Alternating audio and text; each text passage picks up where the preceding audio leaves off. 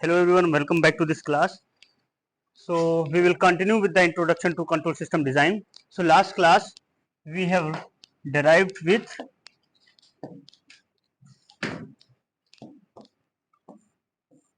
lambda 1 comma 2 minus zeta omega n plus minus omega n under root zeta square minus 1.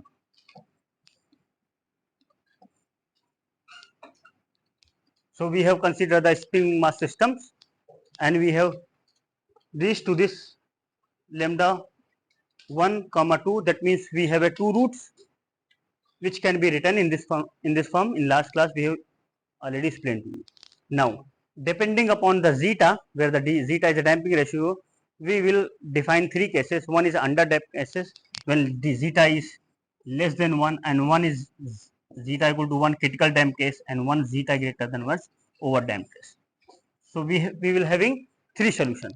Okay, under damped case, critical damped case, and over damped case. So how it will look like? For example, under damped case, critically damped case, and over damped case. So for example, when you have some initial position x naught, and as time goes to infinity, you will approach to like this. So before moving further, what I will explain today class, we will try to discuss more about the second order system, spring mass system. We will try to locate this root on a complex plane so that you will understand the feeling for zeta and omega n. We will explain all the three cases and we will try to explain the solution of these cases, and also depending upon the response we will find out the general expression of settling time, rise time, peak, overshoot, etc. Right. So today is the purpose of this class. Okay. Now, so this is the over damped case, you can say, and this is the under damped case. So now when you see under damped case, you will be having oscillation as well as decay. So this part, see, you can see this is the exponentially decay, right, and this is the auxiliary part. Okay, as time goes to infinity. Okay, this is, you can say, x. Now this where you are getting decay is nothing but this part due to real part, negative real part. Now that is why you are decaying, and this you will see when you take 1 minus under root zeta square, then I will come. So this is the imaginary part, and due to this imaginary part you will having a oscillation. So over damped case and under damped case, and third case is critically damped case, where you will have a little more rate of convergence. Okay. So we'll have little. So this is t tends to infinity. This is the case where zeta equal to 1, and this is the case where zeta less than 1, and this is the case where zeta greater than 1. Okay. So now, if I want to locate this in a complex plane, so I have to take somehow I in this expression, right? So you, instead of zeta square minus 1, you can write 1 minus zeta square, then under root minus 1 will be I. So you can write zeta 1 comma 2 minus zeta omega n plus minus I omega n under root 1 minus zeta square. And now you can write further zeta omega n plus minus I omega d, where omega d is damped natural frequency. It is 1 minus zeta square.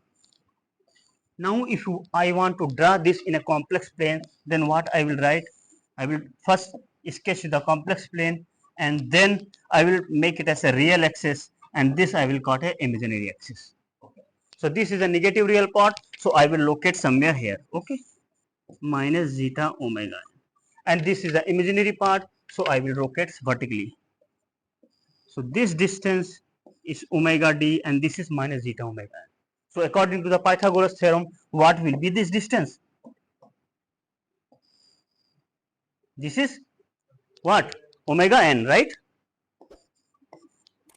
And if this is making angle theta, then if you take the opposite value, then theta will be, you can say, zeta omega n by zeta by omega n omega n will get cancelled, and you will end with cos theta equal to zeta, and okay, so this will be the zeta value. So now when you are having somewhere here, you will always see oscillation in your system. But when you try to move this point, I'm trying to say this point, when you try to move this point somewhere here in the real axis, what will be the theta? Theta will be 0. So your zeta will be 1. So you will have a critically damped system. So as long as you are above the real axis, you will always see oscillations. Where because theta will somewhere will be some value will be having this theta, and this will result into zeta less than 1 case. And imagine yourself when you are at this point somewhere here, then your zeta will be what? Zeta will be 0, so you will keep oscillating, okay. Like we have to write x equal to x naught cos t, right?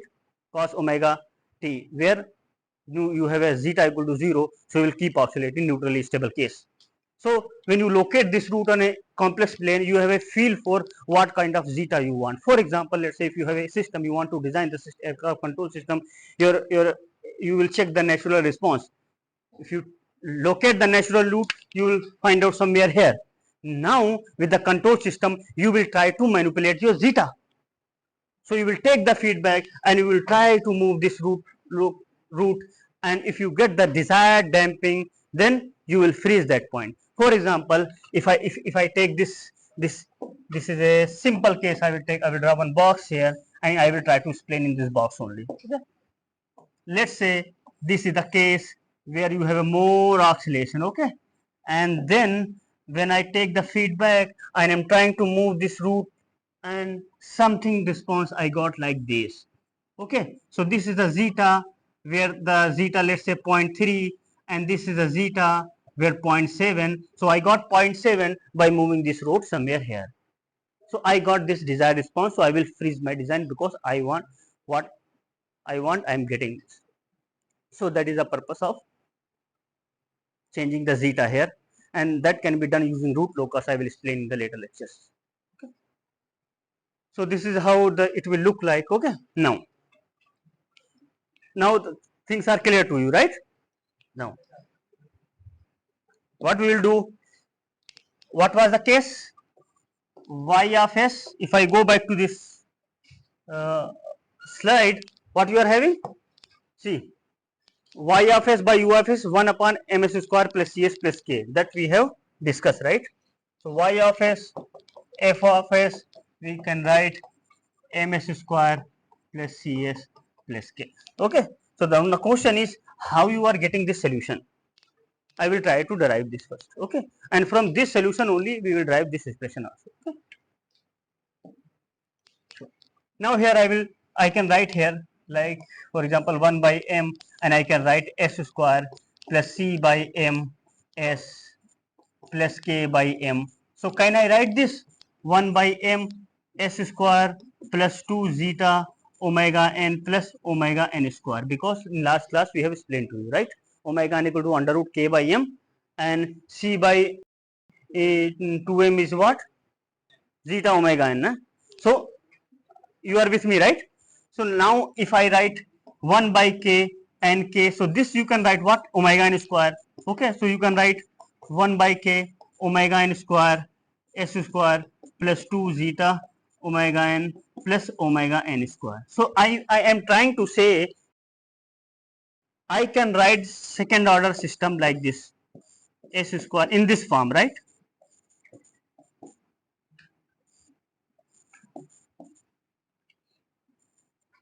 So I can write second order system in this form. Okay. So this is a generalized form. I'm not saying this is applicable to spring mass system. Any second order system you can, this should be in this form only. Omega n square s square plus 2 zeta omega n s plus omega n square. How it is coming, I have tried to show you. Okay. So this is a second order system. S square 2 zeta omega n s. This is always s, right? M s square plus cs plus k you have. Okay. Now. So now I am trying to draw the general expression of a solution, general solution, right? So now I can write output by input. Here you can write u of s. I am calling as a u of s a input.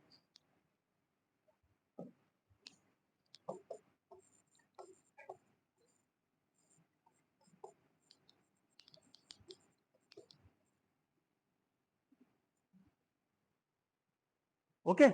So now, yes, good. So this form you can write. So now, what type of input I have explained to you? Unit step, unit ramp, unit impulse, right? So we'll go with the first. We'll try to achieve with the unit step, because whatever so far your response you are getting here is corresponding to the unit step. So how this is everything is coming, that I am trying to explain to you. Okay. So what is the first step in order to see? This is a Laplace transform, already explained to you. Now we will break in the partial fraction and you will take the inverse Laplace transform, you will convert it into the time domain. Okay. So first you have to make these things in a partial fraction form. Okay. So can we make this as a perfect square?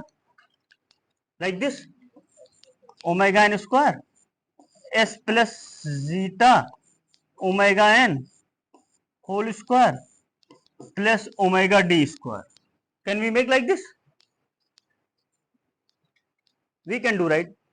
So if we open this, s square plus zeta square omega n square plus 2 zeta omega n and zeta square omega n square, if you open this omega d equal to omega n square 1 minus zeta square, then zeta square omega square will get cancelled. You will get the same, right? Now, if I take us is a 1, so Laplace transform of 1 is 1 by s. So I will write as a here this 1 by s. Now you have to break this in a partial fraction form. So we can break this partial fraction like this. I will write y of s 1 by s plus zeta omega n s plus zeta omega n square omega d square minus zeta omega n s plus zeta omega n whole square plus omega d square. If you solve this, you will get the same this expression only. So now partial fraction part is over. So what is the Laplace transform of 1 by s? Inverse Laplace transform 1, right? This is e to the power minus zeta omega nt cos omega dt minus common you will write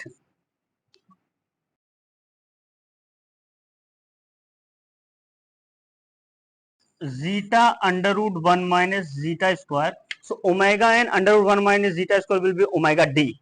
Okay. And this will be sin omega dt. So if you take inverse Laplace, you will get this. Laplace transform of e to the power at cos bt and Laplace transform of e to the power at sin bt is what?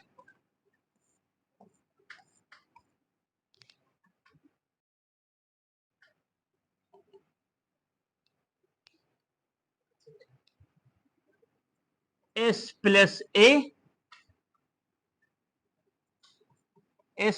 a square plus b square, and here b divided by s plus a plus b square. So what is a here? A is zeta omega n and b is omega d, right? So s plus zeta omega n divided by s plus a square plus b square, we can write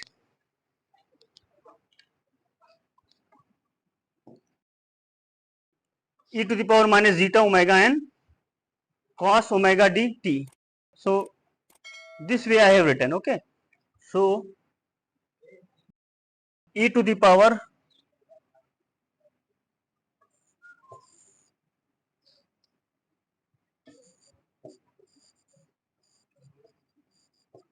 zeta omega and t.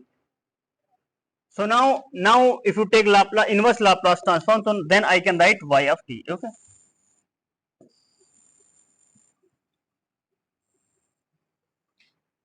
So you can arrange this. This is a cos. You can write in terms of sin a plus b formula. What is sin a plus b? Sin a cos b plus cos a sin b, right?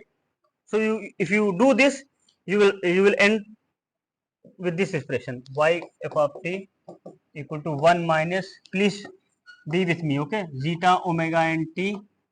So I can write sin omega d plus phi. So if you write sin a plus b, what you will get? Sin a cos b plus cos a sin b. Okay. So with this you can write phi equal to tan inverse under root 1 minus zeta square divided by zeta. How? 1 minus zeta square by zeta. So we'll end with this expression, right? Under root 1 minus zeta square by zeta. So I can write 1 minus e to the power minus zeta omega nt sin omega d, you will write t, right? Omega dt plus tan inverse under root 1 minus zeta square by zeta. Now, so from this only you are getting this relation, is plot. So whatever the listed here, delay, rise time, peak time, settling time, peak overshoot, all we can, the formula which is listed here, we can derive from this only. For example, first what I will do, I will try to derive the rise time. What is the rise time? So rise time is what? When it is reaches to 1, right? So when it will reaches to 1, what will be this value? This value. This value will be 0, right? This value. See, how will you get y equal to 1 when this will be value 0, right? Okay. So now, or you can say this value 0, right? When this value is 0, this y equal to 1. Because rise time is time when you reach y equal to 1, right? So we will find out the rise time first. Rise time. I can write e to the power minus zeta omega nt cos omega dt and plus sin plus zeta under root 1 minus zeta square sin omega dt, right? So I will equate to 0. So this part is not 0, sure this part will be 0. So I can write cos omega d, and what should I will write instead of t? Rise time, right? tr. I will write tr plus zeta under root 1 minus zeta square sin omega d tr. Okay. So now you can write tan omega d tr is what? Is minus under root 1 minus zeta square by zeta. So you can write this, I will write here, you can write omega d tr is pi minus tan inverse under root 1 minus zeta square by zeta. So if you are not willing to take minus sign, you have to take pi minus, okay. Then what is tr? Tr you will write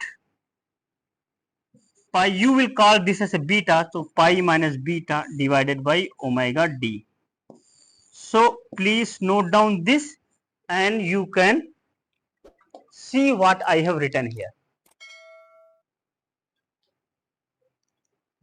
So clear to you, right? No, I am trying to say if you multiply by omega and then omega into zeta, you can write sigma. But up to this you are clear, right? See what I am going to write. pi minus beta by omega d, right? Now we will go and we will try to do this peak time. Okay, so what is peak time? When you reach at this point, if you draw the slope 0, right? So that means whatever output you got here, you have to differentiate and equate to 0, you will get the. So we will differentiate. So if you differentiate, what you will get? You will get sine omega d peak time and something else, whatever the remaining term, right? So this part will, the whatever you will get in the bracket, this will not be equal to 0. So this part will be 0, right?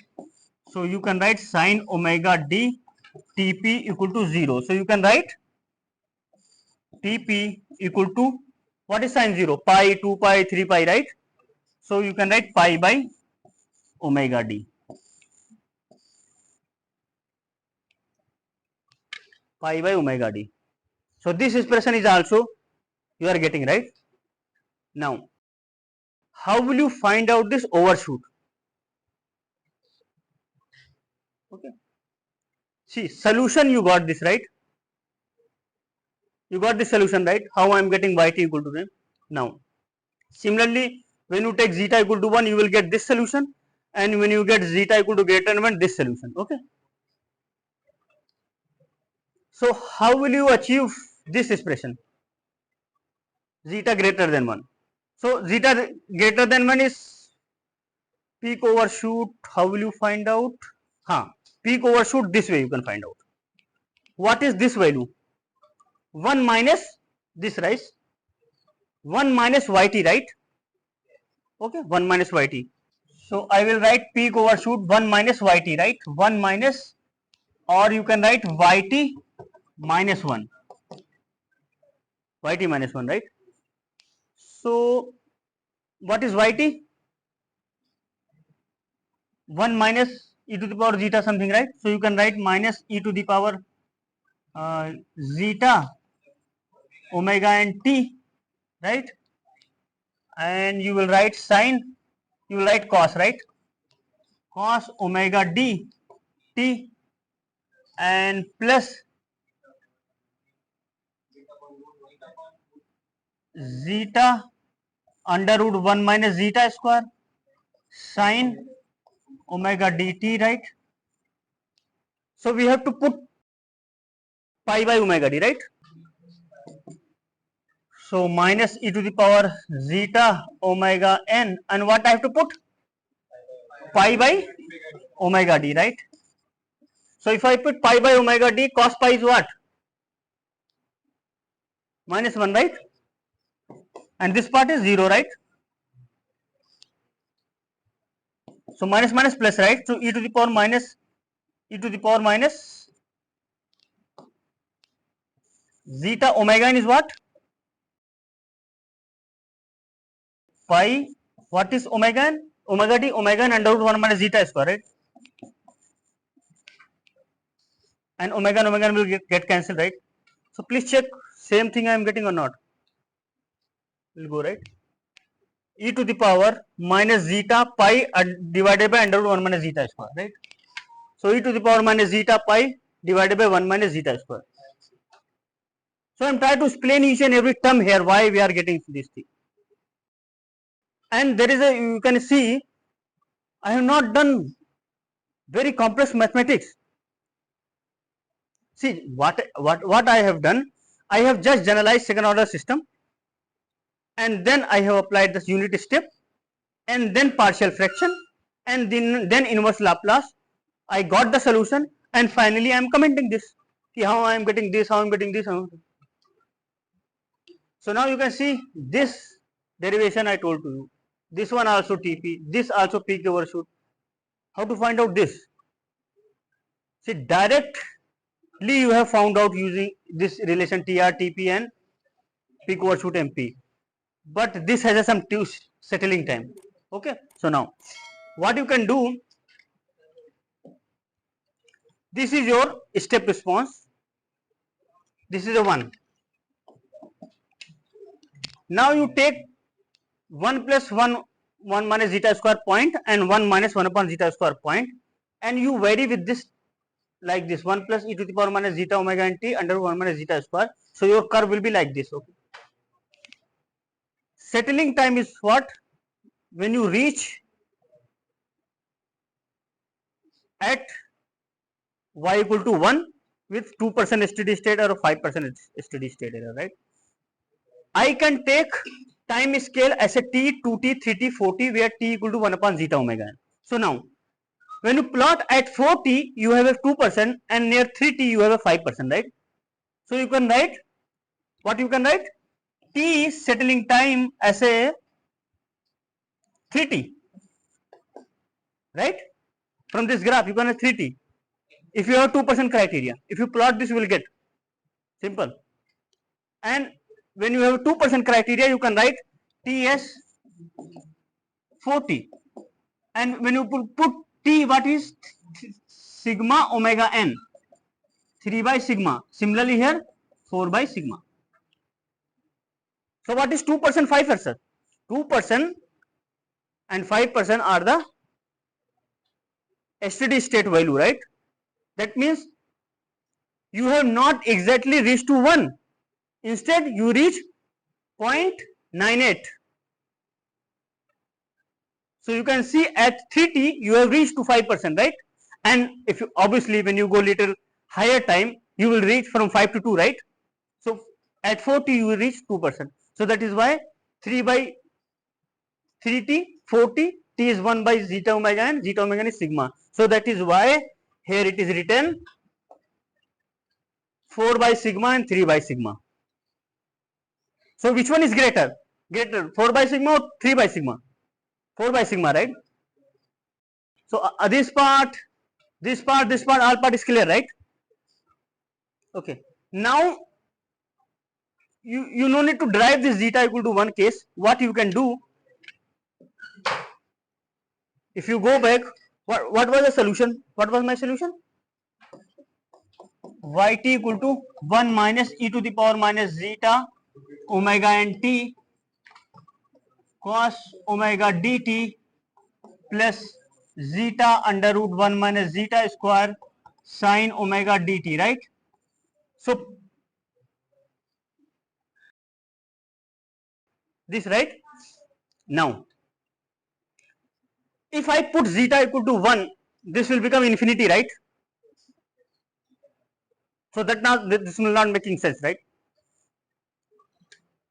Everywhere if I put zeta equal 1, doesn't matter at all, right? See clearly, see this expression only, see this part. What I have, it is written zeta under root 1 minus zeta square sin, what is omega dt, right? I can write omega n under root 1 minus zeta square into t, right?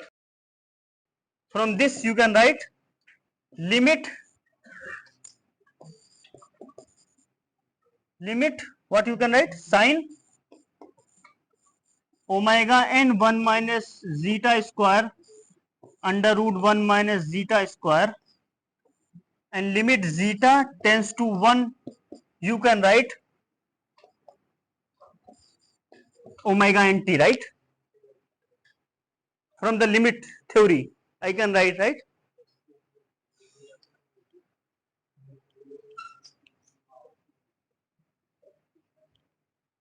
I can write, right?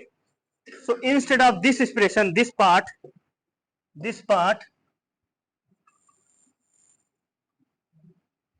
I can write omega n t, right? So from the next line what I will do,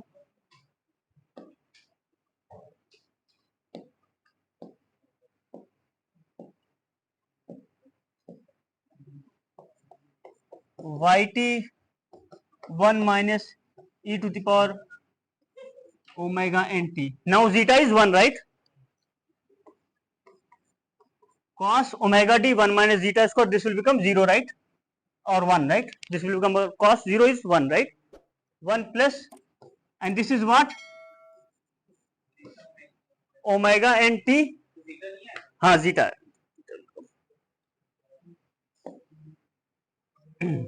Zeta, right? Zeta equal to 1, right?